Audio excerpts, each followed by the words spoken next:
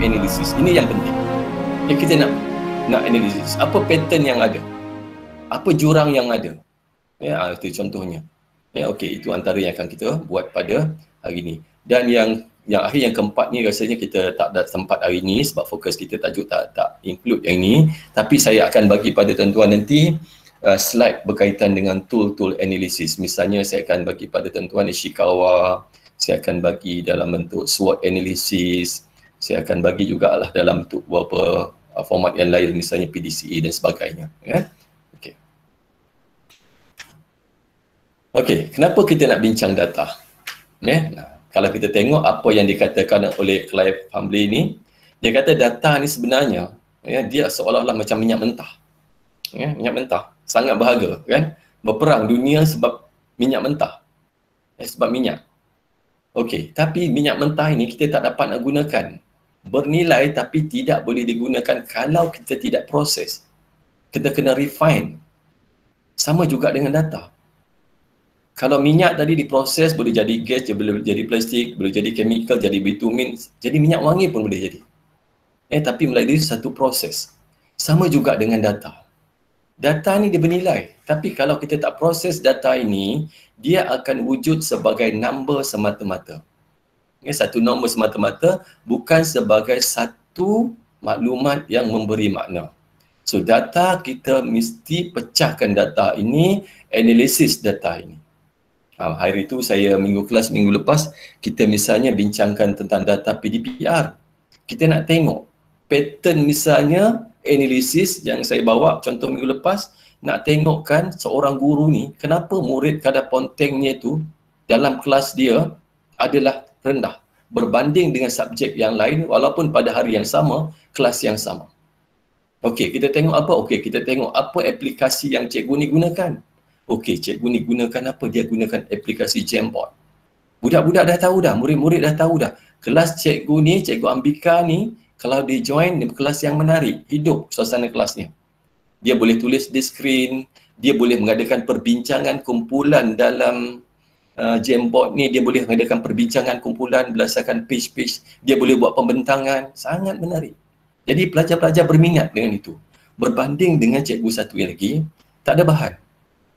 Tak ada bahan. Jadi dia cakap, kemudian minta pelajar rujuk pada buku teks. Okey, kita nak tengok kolerasi antara dua-dua ini. Tujuannya apa tuan-tuan? Cikgu-cikgu, apa tujuannya? Supaya kita mendapat menampakkan yang ini adalah isu supaya kita boleh buat intervensi. Isunya apa? Okey, isunya guru tak mahir dalam bidang berkaitan dengan ICT misalnya. Okey, itu peranan siapa pula? Okey, itu peranan guru ICT kat sekolah kita. Buatlah LDP. Dan sebagainya. Nanti saya akan buat satu video lah tuan-tuan. Satu video tentang penggunaan Jamboard. Bagaimana nak gunakan Jamboard ini dalam satu pengajaran. Saya ada buat satu pengajaran menggunakan geografi dalam menggunakan Jamboard ni. Bagaimana kita libatkan kumpulan-kumpulan juga dalam perbincangan itu. Jadi itu antara caranya. Dalam keadaan yang kita kata VUCA sekarang ni, kita memang memerlukan satu cara yang kreatif. Kreatif, analitik dan sebagainya. Okey. Kenapa kita gunakan data juga tuan-tuan? Hujah yang selalu saya gunakan, pendekatan selalu saya gunakan, menyokong hujah. Dia menyokong hujah kita sebab bila kita nak katakan bahawa apakah maklumat yang kita ada daripada data kita ini dapat menyokong sesuatu statement yang kita bagi. Yang kedua pula jadi tanda tanya. Orang tanya tanda tanya, okey, cukup tak berapa orang yang kita observe pada tahun ini? Contoh. Yang ketiga, mempelbagaikan sumber data kita. Dan dalam kita menggunakan data ini adalah satu pendekatan yang kita panggil sebagai pendekatan strategik. Macam 6P yang dikatakan dalam SKPMG 2. Nanti saya akan pergi situ nanti. Memerlukan banyak data. Dan juga kalau kita wujudkan data ini, dia wujud satu secara tempat yang berpusat. Dan yang paling penting ni tuan-tuan, membuat keputusan. Data tidak memberi kita keputusan. Data tidak memberi kita keputusan tuan-tuan. Data hanya bagi maklumat kepada kita. Contoh kalau kita tengok apa pattern pencerapan kita untuk tahun ini. Guru sebagai perancang 4.1, apa pattern yang ada? Okey, kita tengok rata-rata guru-guru meletakkan markah yang rendah, guru sebagai perancang. Itu pattern pada tahun lepas. Sebab apa? Pada waktu itu cikgu kita tidak dapat lagi satu gambaran yang jelas bagaimanakah penyediaan persiapan untuk PDPR ni akan dijalankan. Jadi mereka meletakkan markah yang rendah. Itu relate. Ya, kita jangan nak skor markah yang tinggi tetapi markah itu akhirnya nanti tidak menggambarkan keadaan yang realiti.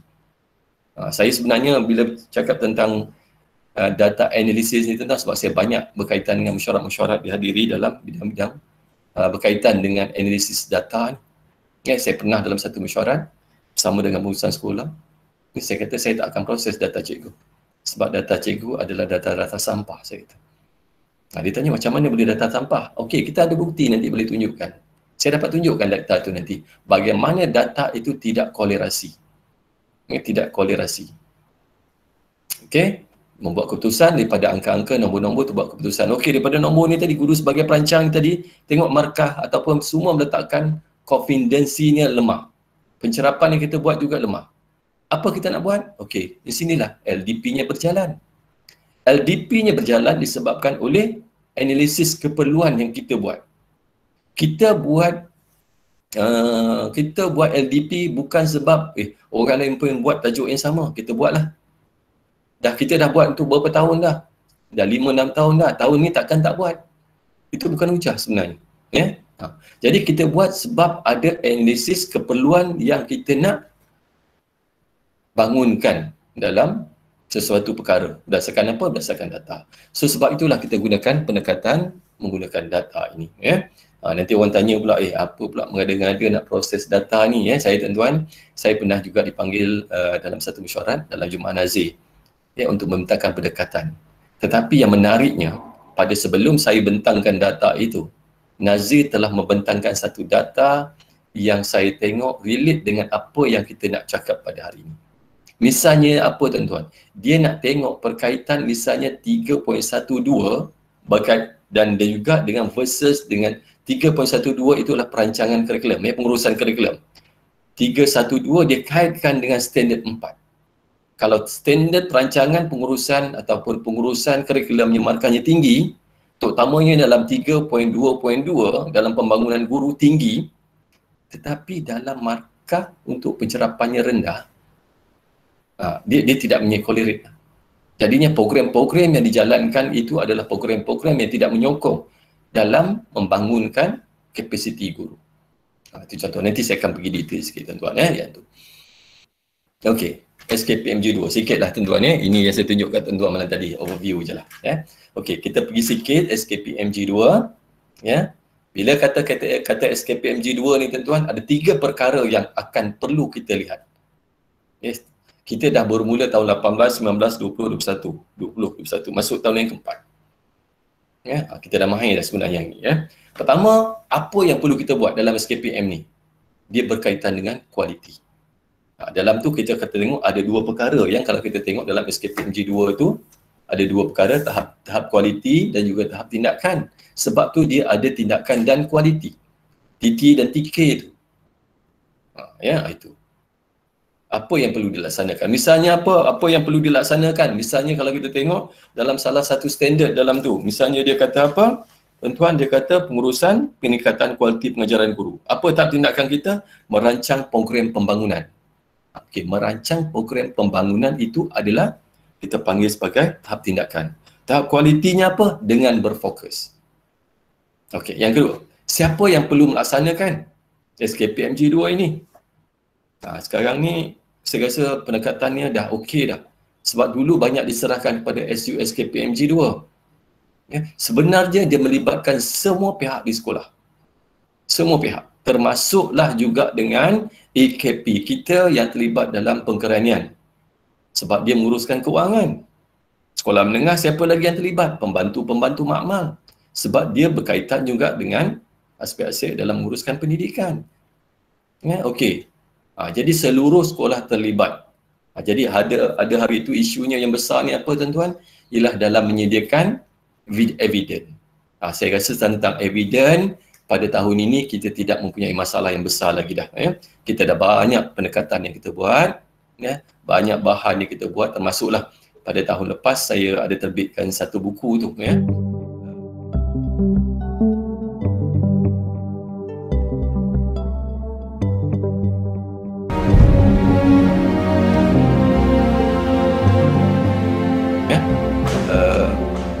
Panduan dan juga cadangan penulisan eviden daripada standard 1.1 itu sehinggalah kepada standard 3.3. Sebab standard 4 tidak perlu eviden, dia perlu catatan.